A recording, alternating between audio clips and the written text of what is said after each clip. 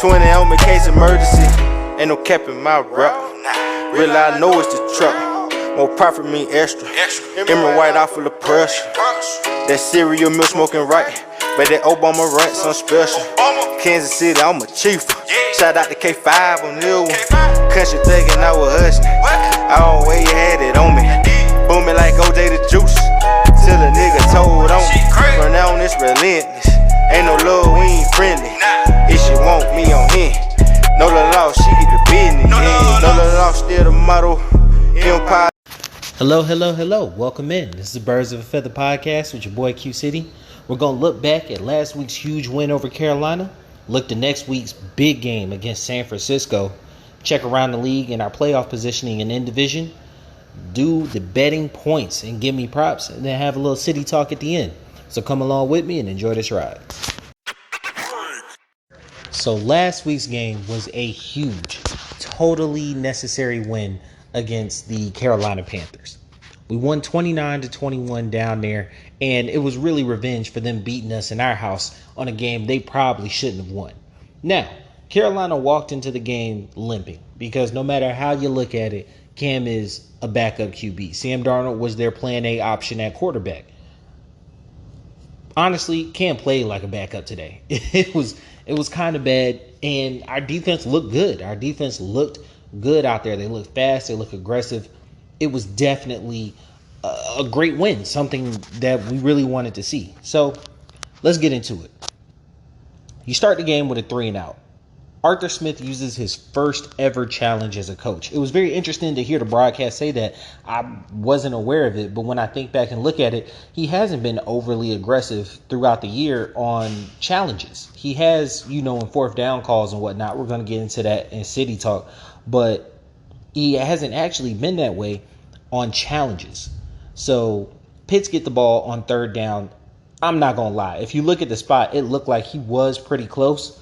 Then when they did the replay, you could see Arthur Smith kind of face drop because, Pitts never extended the ball. You just thought he got to the sticks. And it's just typical of Matt. You need 7 yards to get you 6.9. But it is what it is. So you lose the challenge, you punt the ball, and then Darby gets a late hit on the fair catch. That is day one stuff. That is day one high school type of stuff. Getting a late hit on a fair catch? Come on, man. Come on. What are we doing here? So you set them up beautifully, and then the second play, from scrimmage, Eric Harris tears up his shoulder. I wrote it. I remember writing it down in my notes because I saw him when he made the tackle. It was on a halfback dive, just a regular play. He came in, shot the gap behind the line, and he immediately went down on one knee and grabbed his shoulder. And I was like, oh, Eric Harris is hurt. Eric Harris is hurt. And he played the rest of that series, but he was completely ineffective. Cam ends up getting a rushing TD on the right side, just killing us. 9 plays, 65 yards, good running the ball. And if you remember in our first game, they ran for almost 200 yards. They ran for over 200 yards, and they really just took the soul out of us. You know what I'm saying? Just truly, we're better than you. We're bigger than you. We're going to run the ball at you. And to be completely honest, to keep it a buck with you, they really did run the ball at will with creative play calling runs today. But they just got out of the game in such an early way that they weren't able to sustain it, kind of like we did with Tampa last week. But our run defense does leave a bit to be desired, especially when they have a creative running scheme with a mobile quarterback, which Carolina did. So we're down 7-0. Falcons come out. You get a huge play to Gage. Down the middle, beautiful, right between the zones. Bam. Then when the drive is stalling, you're at around the 40-yard line, you're thinking, oh, damn. We wasted that big flip the field type of play. It's 4th and 1. Go for it and get the conversion. So it's like Gage is on third down. Matt does his typical thing. You need 7, he gets you 6. Gage tried to reach for it. He came up a little short. They go for it on 4th down. After getting that confidence of going for it on 4th down, there was nothing you were going to do to stop us. It was run, run, run. Cordell had 3 runs to the left side and 1 pass catch, and I think Smith had a pass catch on that as well. And it ends in a touchdown with Cordell right up the middle. Now they're getting a lot of work in the middle and on the left side. So I didn't want to see them go away from that at any point in the game. So now it's 7-7. Carolina gets the ball again. They immediately go 3 and out. So we're thinking we're going to get some momentum, especially because the 3 and out wasn't caused by like a bad offensive play. Moreau made a great defensive play. He broke up a slant on 3rd down. So Atlanta gets the ball and get a first down. You get a first down on 2nd down. You know, make a decent pass, get a first down. You get in the third and long after a penalty, and now you got a punt. And it's like, damn, man, like we're wasting that whole momentum. And momentum is really just another word for complimentary football. We're wasting the idea that like, hey, our defense got to stop. We're at a point where we need to be mounting up points, especially early in the game. So Carolina gets the ball back after the punt. They're moving. Cam is killing us with RPOs. And it really was a theme for the whole day. That run pass option, we did not know how to defend it at all. So the only thing that stopped us was, you got to realize, they let go of their offensive coordinator. So I don't know if the verbiage changed or if the offense at all changed, but they weren't able to get the play in. So they called a timeout. Coming out of that timeout, AJ makes a great play on Robbie Anderson. Breaks up that pass, and then the next pass, you got Amir Abdullah coming out of the backfield running a Texas route, or, you know, like basically an angle route, whatever you want to call it. It's when the running back comes out of the backfield and then takes a sharp cut into the middle of the field. Like he fakes to either the right or left and then takes a sharp cut into the middle of the field. Mykal Walker read it beautifully. Steps right in front of it. I don't think Cam saw him, to be honest, because like when you look at it, he threw it with confidence. Like, oh yeah, he's there, he's open. This is a good play. Mykal, and then looked surprised when the ball was going the other way. Mykal Walker, pick 6. Just, you could tell that came from film study. That came from film study and knowing, because he had safety help over the top. So even if you completed that ball, it wasn't going far. It was the perfect defense for that call. That, like, Dean Pease had a beat on him, had a read on that play. I don't know if they saw it and just knew that they were going to get to it, because when I see that play, I do see CMC running that play. Like, I see Christian McCaffrey running that angle route. So, like, they just put a different body in there. It made sense. So he was able to sit on it. Bam, took it to the house. It's 14-7. The whole temperature of the game changed with that 14-7 right there. The whole temperature of the game changed. Cam was shook. And how you knew he was shook was they come right back on the field and they go 3 and out. It's not the fact that they went 3 and out, because that can happen. That can happen to any offense at any time. They go 3 and out. It's the fact that he had Anderson wide open on 3rd down and scrambled for 4 yards and ran out of bounds. Falcons get the ball back after they punt. First down on a screen. You get a first down on a screen, and then you overthrow Pitts. You had him wide open. You overthrow him. 1 run. Then you get a roughing the passer penalty. You get into the red zone because of the roughing the passer penalty, and you have 1 run and 2 incomplete passes, and then kick a field goal. The red zone play calling leaves much to be desired, because it doesn't seem like you're, 1, super creative within the red zone play calling, or 2, have an idea of what you want to get done in the red zone. It's almost like you're settling for field goals, or you're playing to kick a field goal. Like, we have the lead, so let's just make sure we get out of here with getting points, instead of being aggressive enough to go for the touchdown in this manner. And it really has become a theme with Coach Smith. And I'm not sure if it's novelty from being, a first-time head coach, or you just truly don't have the cojones to go for it in those manners. But your play calling is showing that you're not trying to push for that. It's very irritating. But it's 17-7 at this point. Cam gets benched for PJ Walker, who immediately comes in, loses 5 yards, running out of bounds, and then throws a terrible ball to AJ, who picks it off. This was base cover 2. This was like a high school defense they were running. There was no, like, I looked at it on like sitting down watching the game, and looked at it on all 22. This is the most basic defense. Like, they didn't try to trick anybody. They didn't try to throw anybody any type of way. It was a simple cover 2. A simple cover 2. AJ just, I don't know why he threw the ball. AJ steps in front of it. Easy interception. Easy interception. So we go into halftime 17-7. Cam's benched. We're dominating defensively. This game's in hand. At 17, this game is in hand. We don't have to worry about anything else, honestly. The offense is starting to come along.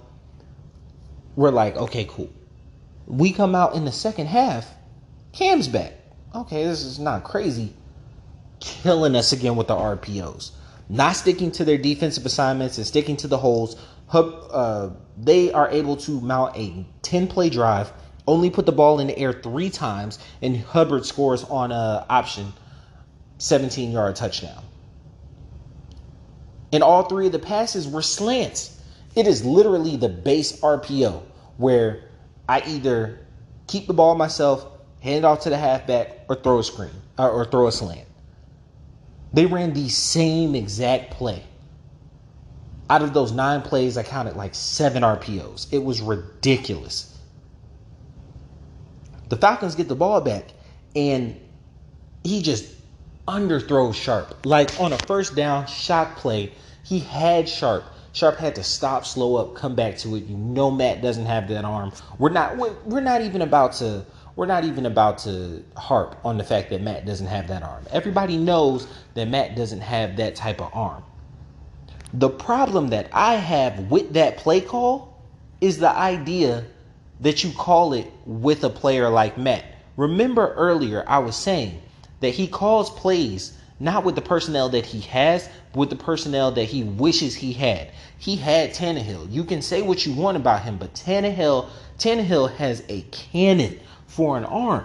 He makes that throw. Matt doesn't make that throw. Matt is more precise than Tannehill, but he's not going to make the long ball throw like that, which caused Sharp to come up.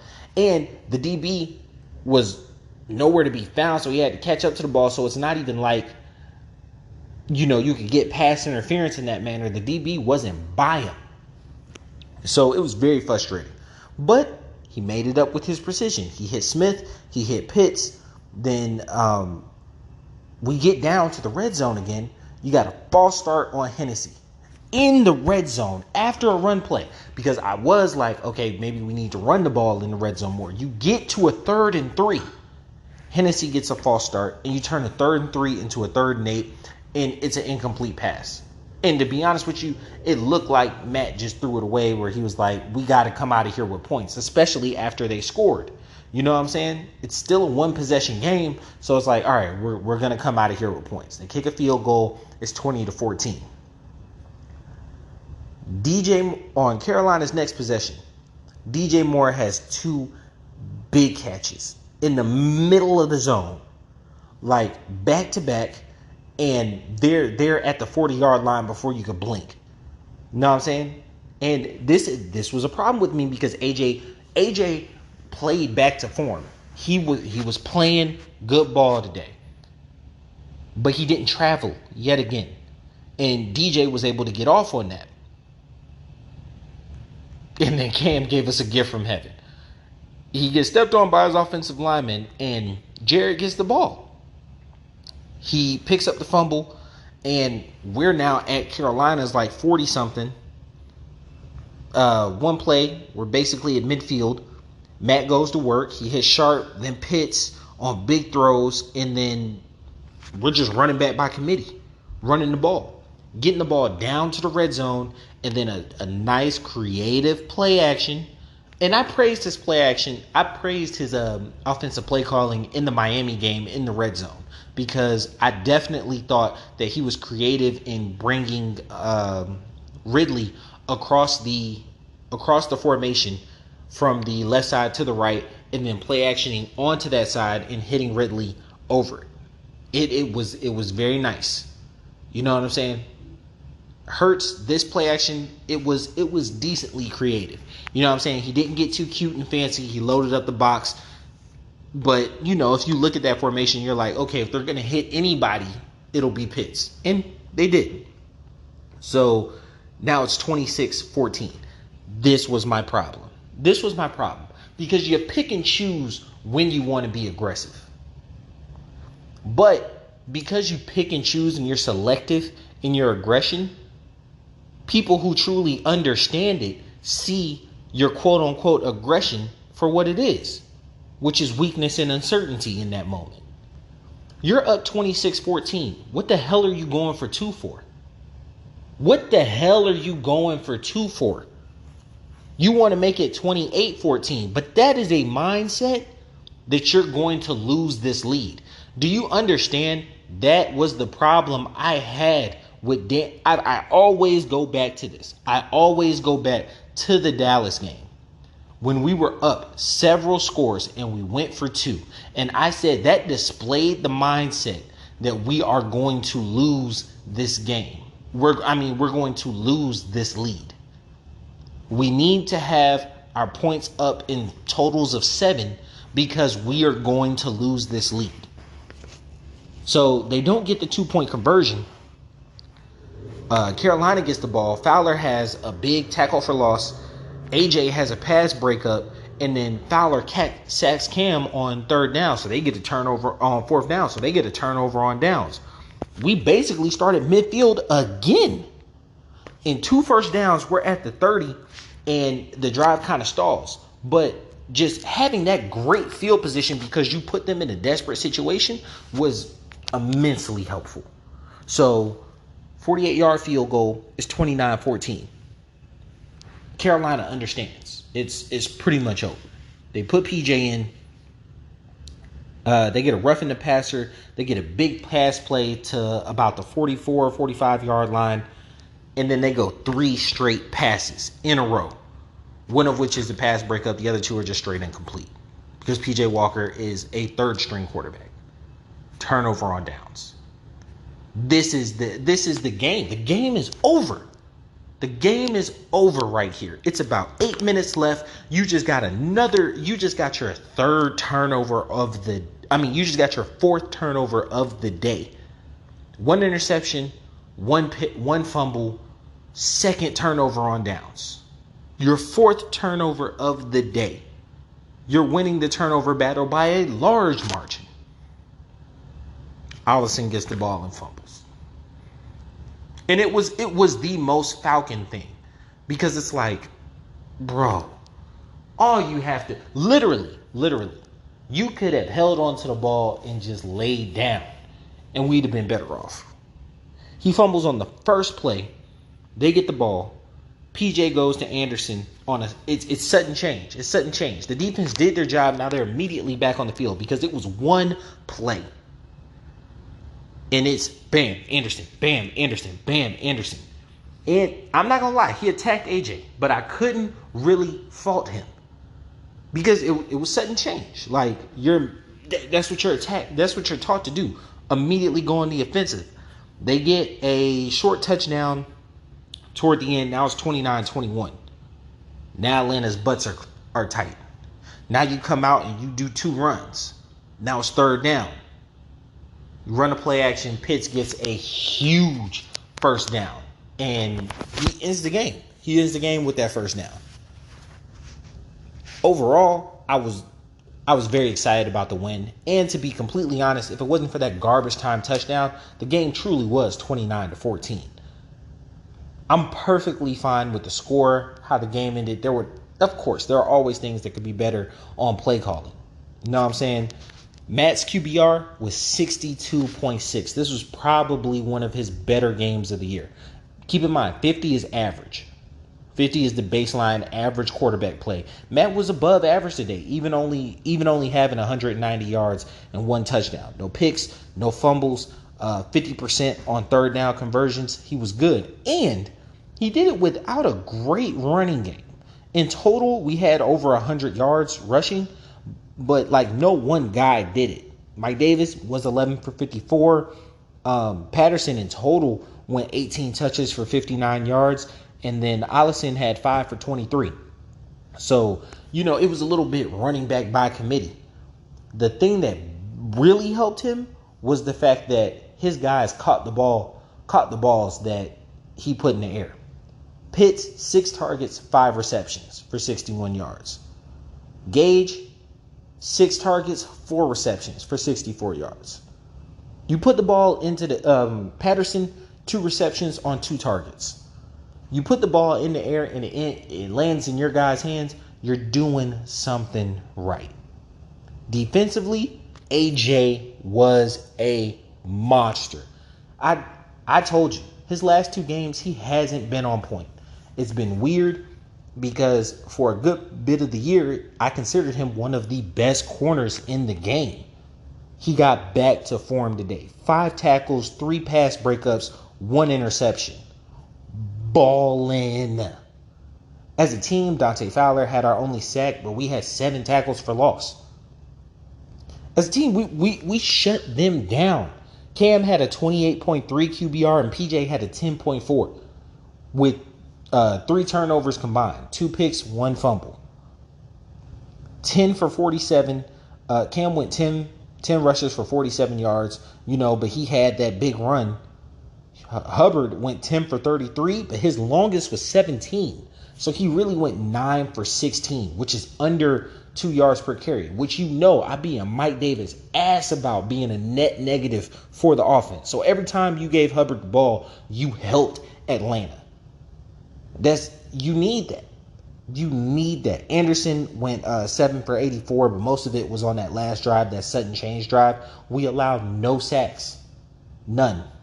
And, 4 tackles for loss. It happens. They get into the backfield. But the fact that Matt Ryan had no sacks, no fumbles, no interceptions type of game was absolutely perfect. Was beautiful. And that's how the Falcons should look. If Allison hadn't fumbled that ball, and we started at midfield in the previous 2 drives, we started at midfield, ended in a field goal. So by proxy, you're thinking, man, that game really should have been 32-14. You know what I'm saying? But you can't be mad at 29-21. The defense is coming into form. Granted, Cam is cooked. Cam is done. Cam is over. All y'all that was talking about him coming to Atlanta, this is why you don't get him. Cam is done. He had a good run. I love him as an icon. Don't really fuck with his shoes because I don't like the Under Armour like that. But Cam is done. Coach Smith, he teetered on the line between aggressive and reckless. And I like it. I appreciate aggression. I hate recklessness because it belies insecurity. And when coaches can sniff out insecurities in other coaches, it's like chum in the water. And they all sharks around here. I would give it like this. That homeboy you got that like every time y'all get around a group of females, he feels the need to like flex about like how much money he got, how many numbers in his phone, what kind of car he drives. When it's like, yeah, no. That's a level of show offishness, you know what I'm saying, of aggressiveness to compete. But like in all truth and honesty, it belies insecurity, and the females around here smell that. So they looking at you like you a lame in that manner. You know what I'm saying? And that's exactly how other coaches look at some of the decisions that our coach is making in those critical moments. Red zone play calling is still an issue. Even though we had like 9 more minutes of time of possession and we kind of did running back by committee, we were able to run the ball, keep the ball moving, keep the ball going. We got to convert once in the red zone in touchdowns. Yeah, we'll beat a team like Carolina kicking, 3 field goals? but we're not going to beat the upper echelon teams if we're not able to convert 2 of those into touchdowns. The 48-yarder, that's good that we were able to convert a 48-yarder to a field goal. But the other 2 under 20 yards, under 30 yards, those got to be touchdowns. Those got to be. Overall, very happy with the performance. There's some things we can clean up, make better and whatnot. But let's take the positives of it and move on to next week.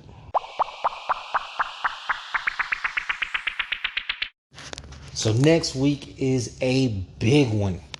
Basically, our playoffs started last week. You know what I'm saying? I will discuss it in division where we do have an opportunity to lose a game, but I guarantee it ain't this one. This is a huge NFC opponent, and they're above us in the playoff standings. The 7-6 San Francisco 49ers. We're going out to them. This is, for all intents and purposes, this is a playoff game. This is a playoff game. Just think of us as like the lower seeded team going out. Because, to be completely honest, when it comes down to tiebreakers, the winner of this game is probably going to get in and the loser's out. Kyle Shanahan, he's a boy genius. You know what I'm saying? He got the zone blocking running scheme from his dad. He won 2 Super Bowls with Denver. Kyle, he's been to 2 Super Bowls. One as a coordinator with us, obviously, and then one as a head coach. So he's got the pelts on the wall.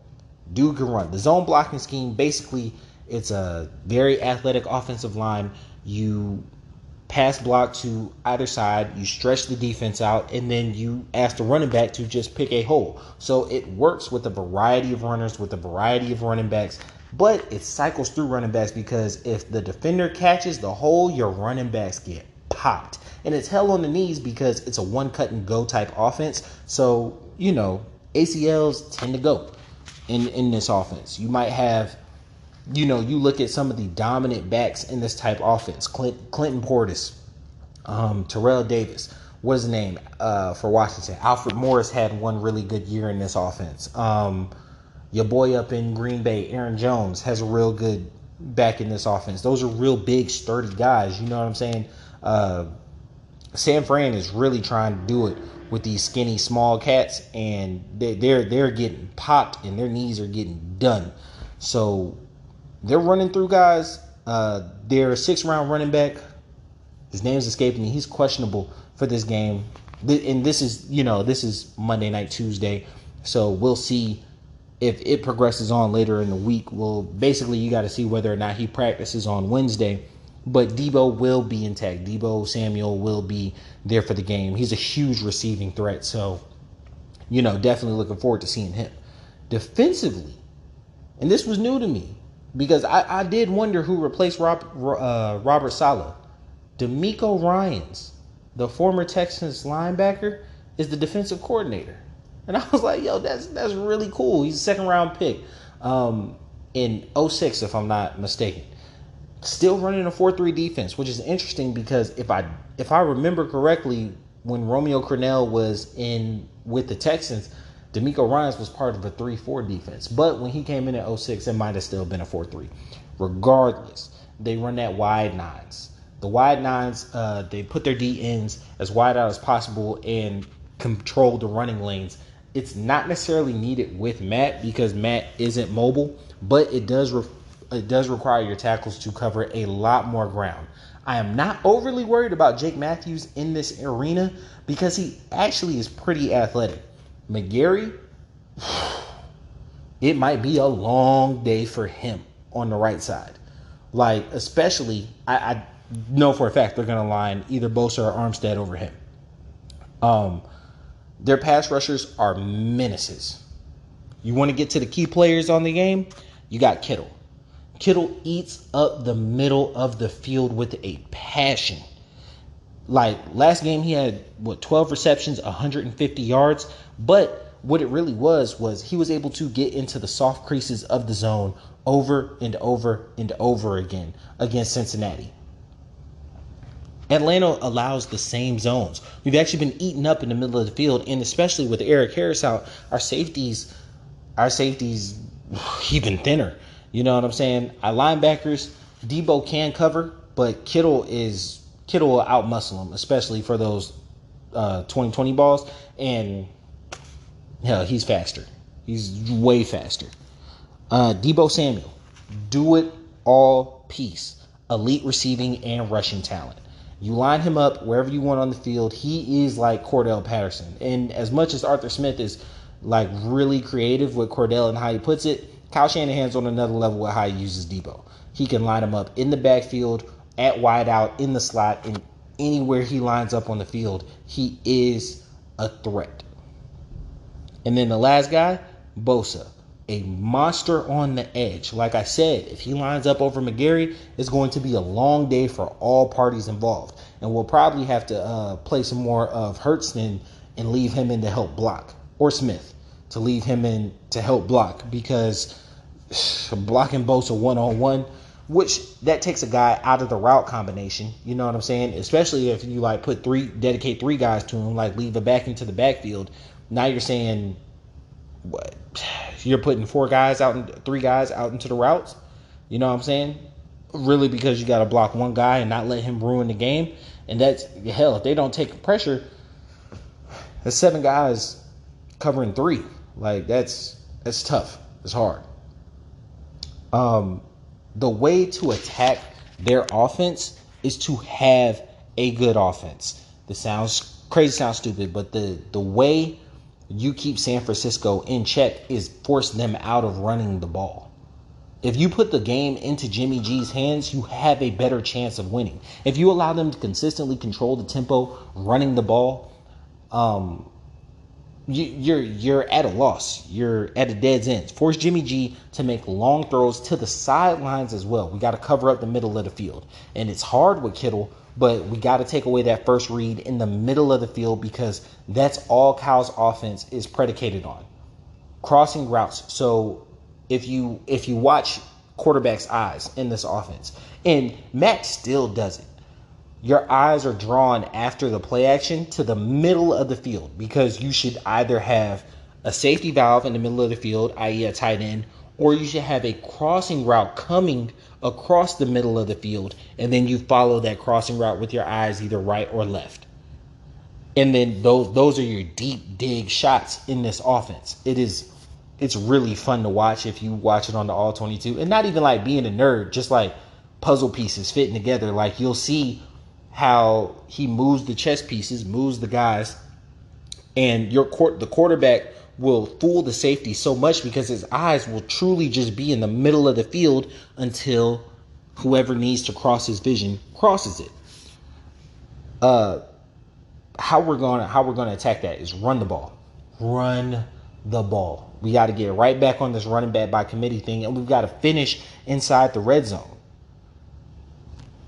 I want AJ to travel this week, especially considering that Debo is truly their only, like, and from a wide receiving threat that we actually should be worried about. I know Brandon Ayuk is on this team, but he's really, really hit and miss.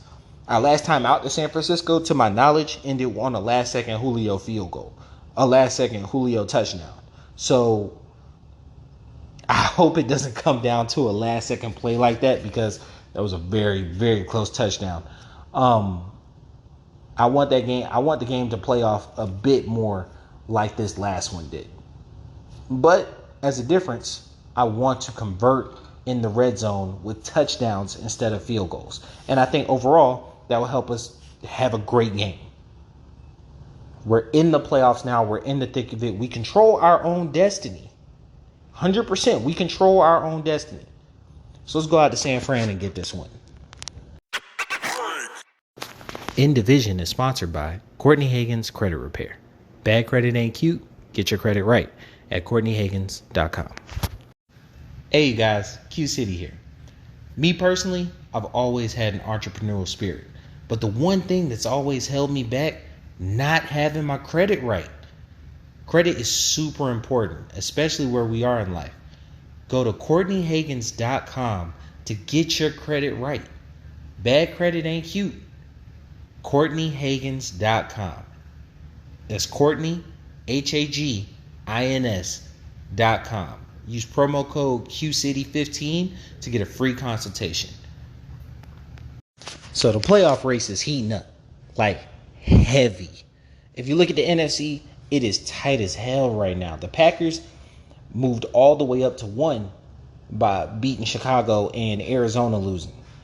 The Bucks, they're at the 2 spot right now after beating Buffalo just based off NFC record, because all 3 of the Cardinals losses I think have been to NFC teams, whereas one of the Patriots losses was to an AFC team. If I'm not, one of the Bucks losses was to an AFC team, if I'm not mistaken.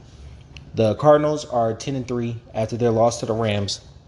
Cowboys 9-4 at the 4 spot after they beat Washington. The Rams are also at 9-4, but because they're second in their division, they're at the 5 spot, beating Arizona. That division just got super interesting. The Rams gained a whole game on Arizona. The Cardinals really don't have much leeway. You know what I'm saying? If they end with the same record, it'll come down to the NFC record, and I'm pretty sure all that's left for them is kind of like division games. So it should be really interesting over on that end. But they're sitting at the 5 spot right now, 9-4. But regardless, it'll either be them or the Cardinals in the 5 spot. So second place in the NFC West is going to be the 5 seed. Then there's like a 2-game drop off for the 6 seed. And that's where San Francisco is. Now, between the 6th seed and the 11th seed is 1 game. Everybody is either 7-6 or 6-7.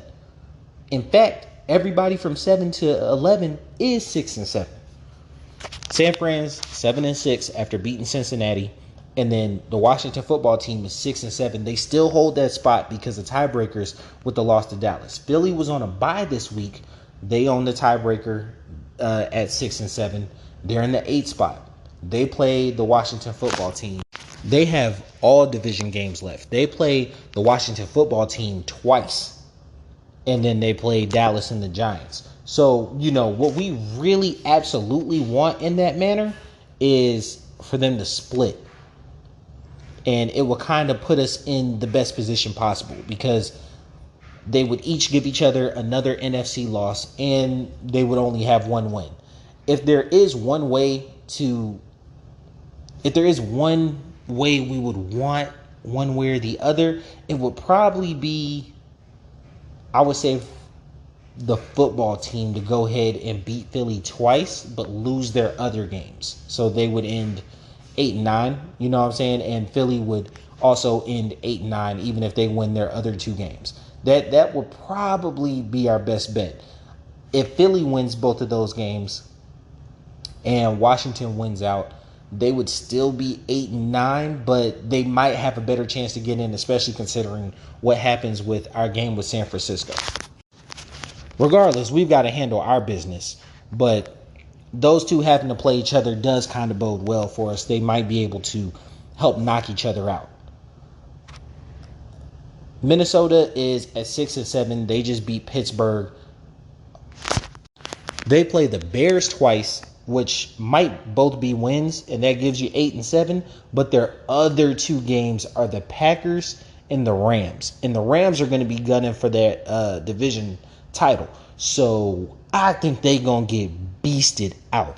But to be fair, they play the Packers in like week 16. They might have everything locked up. They might rest people, and that bodes bad for us because Minnesota, because of NFC record, is above us. But if they lose to the Bears one time, that'll hurt their NFC record, and losing to the Rams and or the Packers will hurt that record as well. So if we end up with the same record, we might be okay if we win our NFC games and they lose theirs. So 6-7 as of now. We're in the 10 spot, even after beating Carolina at 6-7, just because of tiebreakers and NFC wins and losses. New Orleans is behind us. They beat the Jets. And you see how New Orleans is still behind us even after a win with the same record. And that's why I'm going to say later about what I say about us going 3-1 down the stretch. Beating an AFC team is good for your win-loss record. It is good. You need to win games. But it's not everything in the grand scheme of things when it comes down to playoff positioning at the bottom of at the bottom of the division when you're just trying to get into the playoffs. Carolina's at 5-8 in the 12th spot. They're still technically alive, but they would have to win out. They would have to win out. And they play the Bucks twice, the Saints and the Bills. So like they very well could be in for a 5-12 season and fold like a deck of cards. Now Seattle is the wild card here. They play the Rams in a huge game this week. Now they do have to win out. They have to win out to even have a chance. To even have a chance, they have to win out. But they play the Rams and then they play the Cardinals in the last week of the season, when the Cardinals probably won't have anything to play for depending on what happens between them and the Rams. If their playoff seeding is set in either the 3 spot or the 5 spot, it's absolutely no reason for them to play Kyler, get anyone hurt or anything like that. If they're still playing for the 1 seed, they might, go hard on Seattle that week. But Seattle is a major wild card and can have major implications. Their other 2 games are the Bears and Lions. I think they should beat the Lions. And as much as I like Justin Fields, I think the Bears are pretty much going to go ahead and pack it in for this season. Speaking of the Bears, they're at the 14. They're at 4-8. They're technically not eliminated yet. Neither are the Giants at 4-9, but it's over. It's over. It's no reason to continue to say that they have a chance. It's 15 other things got to happen. All these teams got to lose, win, ties. It's over for them. And then the Lions are 1-11-1. So I think overall it's tight. It's tight from 7 to 12, and anyone in the 7 to 12 range. 7 to 13 if you add Seattle. But I put Seattle above Carolina. So 7 to 12 range has a chance to get in and a path to victory. Let me tell you, Atlanta's, we got to beat the 49ers. What we have left is at the 49ers versus the Lions at home, at the Bills, and then versus the Saints to end the season. So when we play the Saints at the end of the season, I don't think they'll be playing for anything. I just honestly, I think that if they lose this week, and I see them losing this week because they play the Bucks, who are gunning for the 1 seed. They play the Dolphins, who are on a surprising win streak and trying to make the playoffs. And Flores is I'm not saying he's coaching for his job, but it is year 3. You know what I'm saying? So they're going to be highly motivated. And then it's kind of like a throwaway game against the Panthers. But at that point, you could be 7-9. You know what I'm saying? So, it's not a huge push for you to go 8-9. And it will be, for every instance, a playoff game for us. So, if we handle our business like we're supposed to, we have to beat the Lions. If you lose to the Lions, it's terrible. It's over for you. I am disgusted with you as a franchise if you lose to the Lions. And the Lions is my second favorite team because I love Barry Sanders. You know what I'm saying? Barry Sanders was awesome. He's the reason I fell in love with football. So, if y'all lose to the Lions, I'm just going to be highly disgusted with you because they are trash. They are terrible. And then the 49ers, like I've said over and over again, is a playoff game this week. I don't expect us to go on a 5-game win streak. I expect us to lose a game. But if we're going to lose a game, it needs to be to the Bills. It lines up. They're going to be desperate. We're going to be on the road. It's going to be early January. We don't play super well in cold weather. It is fine. If that is the game we're going to lose, we're going to lose that game. With knocking San Fran down, if we knock San Fran down to 7-7, and we have the exact same record regardless of what Washington, Philly, and Minnesota do, that really just means that the 6th spot, which is going to be the team that travels to Arizona at set point in time, that could be us. And I love our matchup against Arizona, even with Kyler being as, dynamic as he is. I don't like having the idea of facing the Bucks, and I don't like the idea of going to Lambeau. But going to a warm weather like the Cardinals or even possibly the Cowboys ain't the worst thing in the world. Even though the Cowboys beat us down like they did, I don't think that game was actually indicative of who we are as a team and who we're going to be playing later. But we got to get into the playoffs. And we can't get into the playoffs with any more NFC losses. We can have one more loss. We can absolutely have one more loss. But if we have another NFC loss, then the tiebreakers come into effect. And that's when Washington and Philly, two teams we lost to earlier in the year, like, kill us. You know what I'm saying? We got to beat San Francisco. It is absolutely paramount. If we beat San Francisco this week, then we beat the Lions, and in the last game of the season, we beat the Saints. The Bills game, if we lose, it's not the end of the world. But we got to go 3-1 across this last stretch. Let's go Falcons. Let's get it done. Everything we want is in front of us. We still control our own destiny, and we're playing meaningful football games in December. And that's all you can ask for, is late in the season playing meaningful football. You don't want to be Detroit. You don't want to be New York, where you're just playing because you're contractually obligated to play, or you're playing for your contract next season. You're still playing for the idea to get into the tournament at this point in the season. That's all you want.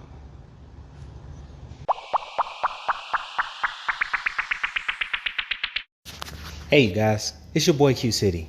As you know, I love Atlanta. Its teams, its venues, but more importantly, its culture creators. 15XV, like the Roman numeral, is a brand line dedicated to capturing the essence of the city. Their gifted artists have clothing that not only show their support for the thriving Atlanta teams, but also show their true talent. Black created, owned, and operated, 15 has a special offer for Birds of a Feather listeners. Go to 15.weebly.com and type in promo code QCity15 to get 15% off on your first order. That's QCITY15 for 15% off on your first order. 15 FIFTXVN.weebly.com. Excellence is waiting for you. Now on to my favorite portion, the betting portion. Gimme props. So I entered the season at 15-16. I entered this week at 15-16. Now, I'm only going to do I'm only going to count my 4 picks, even though my 5th pick hit, because, no, my bad. I'm only going to count my 5 picks because my bonus throwaway pick, even though it hit, I don't, count my bonus throwaway pick, and I can't give y'all that. I can't count it just because it hit. But if you cashed with it, and you want to cash at me a little money because you hit on plus 2,200 odds, just know. You know what I'm saying? Just hit me in the DMs. I'll slide you the cash at. You know what I'm saying? Fuck with your boy. Because I made you some money. I made you some real money. You know what I'm saying? So let's get into it. Kyle Pitts, 3.5 receptions. I said the over on that one. He hit 5. Chuba Hubbard, receiving and rushing yards under 76.5. Easy cover. He had 33. Matt Ryan, 0.5 interceptions. I said over. He did not throw an interception or a fumble. Played an extremely clean game, so I missed on that one. Total kicking points for Koo, 6.5. I took the over on that. He had 11. Almost doubled it up. You know what I'm saying? Could have did double points, double odds. Would have been mad at it. But, hey, take a win. Take a win. And then Cam under 17.5 completions. He had 15. So out of my 5 picks, I went 4-1. Now my bonus pick, I had Hayden Hurst to catch a touchdown, plus 2,200 odds, which means if you put down $100, you'd have won $2,200, which means you're going to 22 times your money. Whatever you put down, you would have 22 times your money. So, if you would have put down $5 on that bet, you would have won $110. You'd put down, let's just say $10 on that bet. You'd have won $220. I'm just saying, if you took the bet because you heard me say it in the pod, you know you gonna make some money. That's all I'm saying with it. And you know your boy helped you out. Follow me Follow me on Instagram and Twitter at QCity11. Follow me at the new page, QCity Media, on Instagram, Twitter, and YouTube. But like, I hand out these picks every week, and I'm just making people money. I'm talking cash. I'm talking cash shit. I truly am, because I'm 20-17 on the year after this really good week, and so like that is slightly over 50%. But you only got to be 60% to be considered a professional bettor. And I'm like 54% right now on my basketball picks. I'm 63%. So if you add those averages up, what is that? I don't know it off the top of my head. I just know I'm really good at this. And you're making money if you're sticking with me. You're making money. So I have the football picks out for the San Fran game on the Friday pod with the Hawks. Look for me. Look out for me. And subscribe to the new podcast, The Bottom Line with Greg Antoine. Because this is what we do. We bet on all games. All games. The inaugural podcast is coming out this Thursday. I know I said that last week. We had some scheduling conflicts come up with both of us going on. And really, I can't even blame him. It was more so on my end. I like my family more than I like this podcast. And my lovely wife had a birthday. So I went on a birthday dinner instead of recording. So that's on me. That's on me. But the pod is definitely coming out this week. So follow it, The Bottom Line, and Q City Media will have all the podcasts that we're going to do. I plan on expanding this podcast thing out a bit more. I got another guy who really is into Braves baseball, and so hopefully we can get him into the fold. And you got to be on the front line of betting. This betting shit ain't going nowhere, and so I definitely want to get The Bottom Line up and running. So appreciate you guys. Look out for me and follow me. So my first thing in City Talk is one of the things that constantly came up in the group, and I actually received a DM about. Thank you, Mario. And it was about the fact that the 7 seed makes meaningful games down the stretch, and it may create an illusion of a bad team being good. And I get that. I get that 100%. You know what I'm saying? Like, football isn't like basketball, though. And what I mean by that is when you're playing in basketball, you might be able to sneak into the playoffs as a seed with an under 500 record, and then you take the 1 seed you take the 1 seed to 5 or 6 games. And that is considered a very successful season. But over the course of 82 games, you were below 500. And it's giving you an illusion that you're much closer to the upper echelon of the league than you actually are. I don't necessarily feel like that's the case with football, even though the overarching record may seem a bit low. If you look at it, like I said, seeds 7 through 12 all damn near have the same record, which means 5 teams are almost exactly like the Falcons.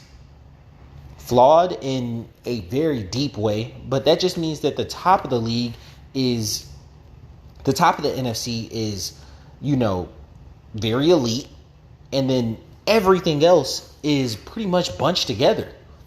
And I think for most people that provides a level of parity that is needed. That gives you that any given Sunday feeling.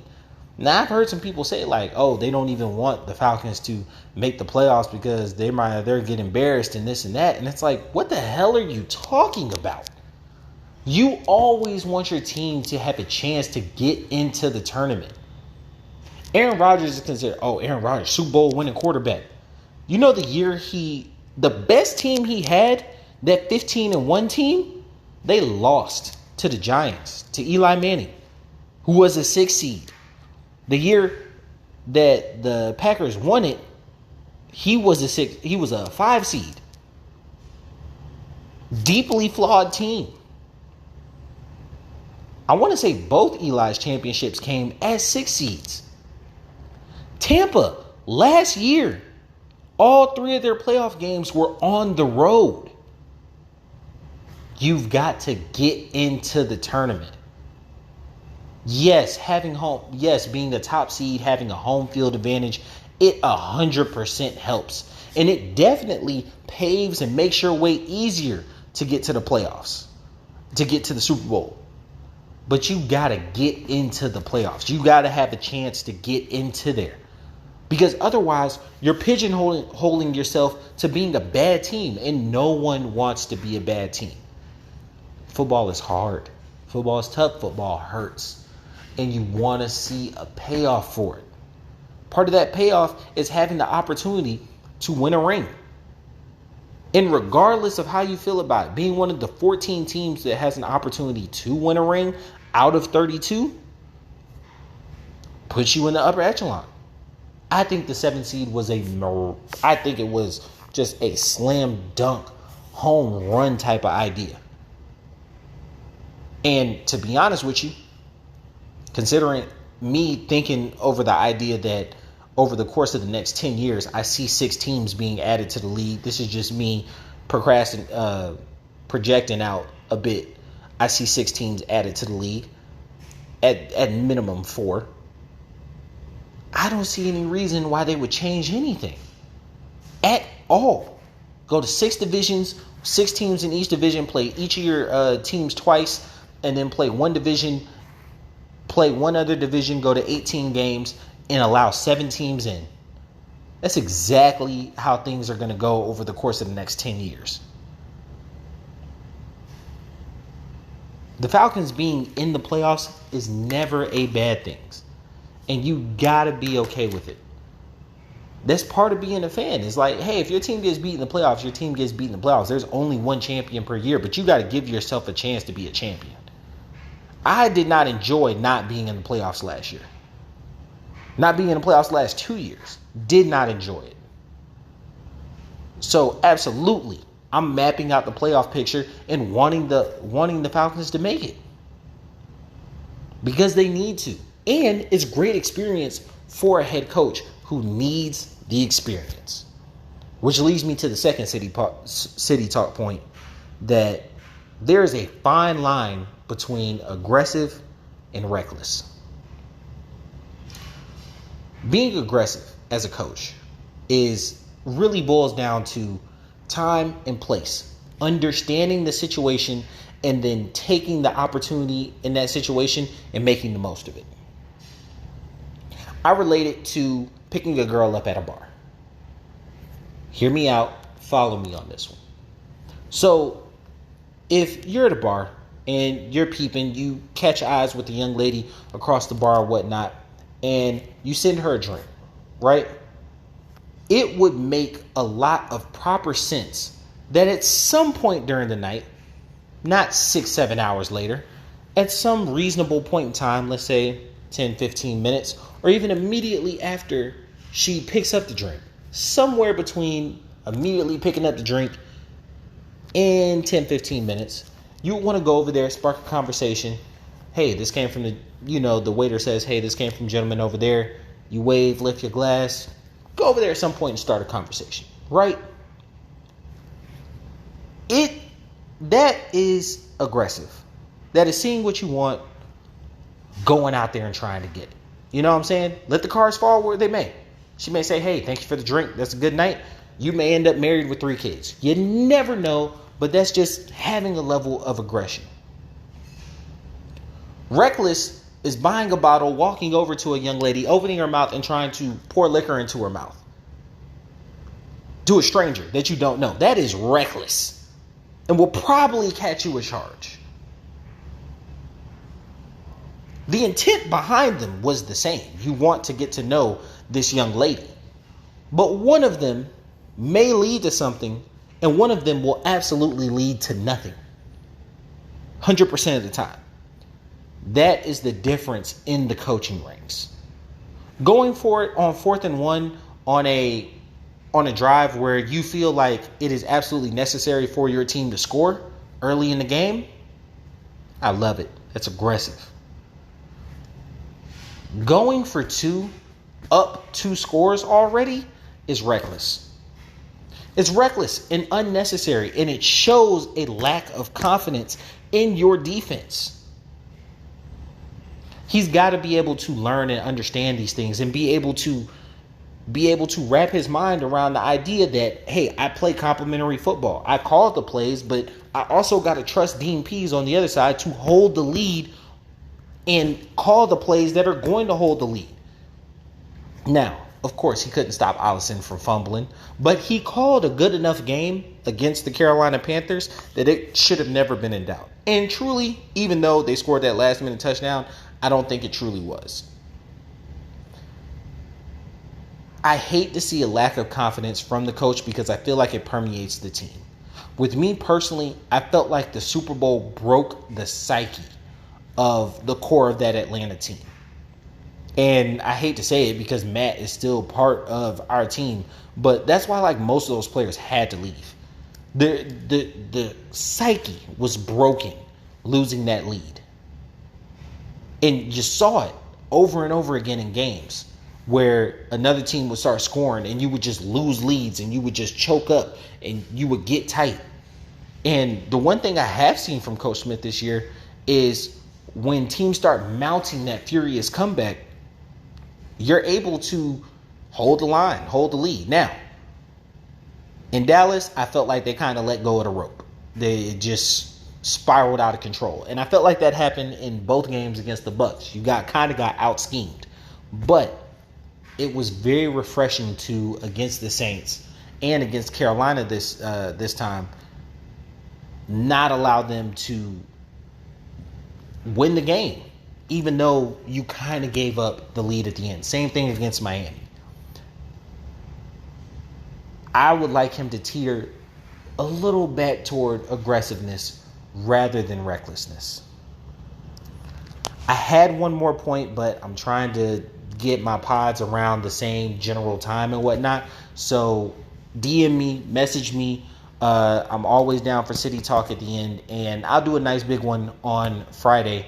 So especially if it's basketball related. So hit me up, QCity11 on Twitter and Instagram. Appreciate you guys. Appreciate all you do. I'm out. Enjoy the ride.